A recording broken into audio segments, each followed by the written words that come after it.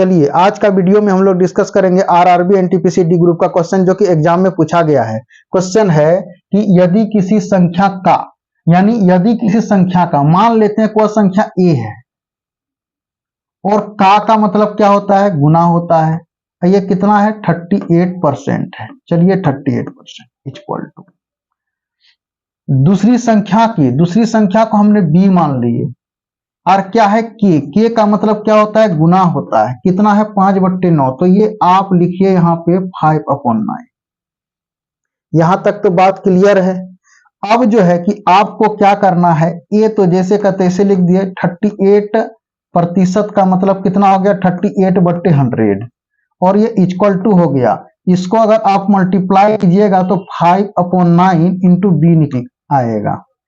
अब ए इंटू 38 का आधा कितना हो गया, 19 हो गया और 100 का आधा कितना हो गया, 50 हो गया। इक्वल टू कितना, 5/9 इंटू बी।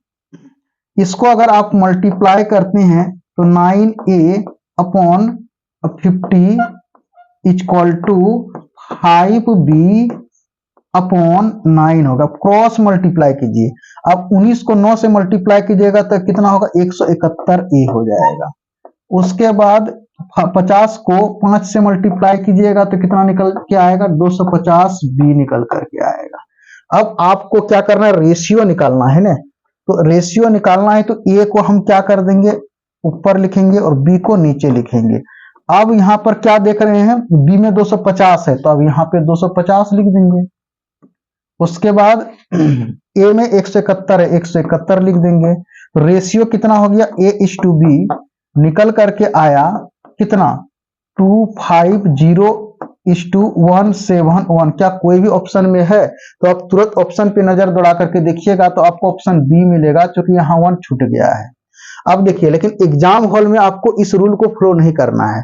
आपको करना क्या है, यानी क्या करना है, दूसरी संख्या में डिवाइड करना है पहली संख्या को। तो दूसरी संख्या 5/9 है, आप यहाँ पे 5/9 लिखिए डिवाइडेड बाय। उसके बाद क्या करना है, 38%। तो अगर 38% का मतलब क्या होता है तो आप कहिएगा कि 38/100 होगा। इसको छोटा करेंगे, काट देंगे तो 19 अपॉन कितना होगा, 50 होगा। अब यही आप यहाँ पे लिख दीजिए, यानी 19/50 हो गया। अब आपको क्या करना है, यहाँ पे लिखिए 5/9 और ये गुना ऊपर चला गया, 50 ऊपर चला गया, 19 नीचे आ गया। अब कितना हो जाएगा, 250 और 19 नवा कितना हो जाएगा, 171 हो जाएगा।